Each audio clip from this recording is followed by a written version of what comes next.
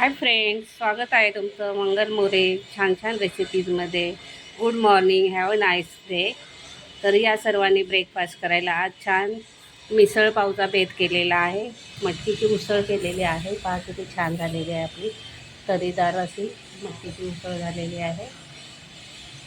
फरसाण, कांदा, लिंबू.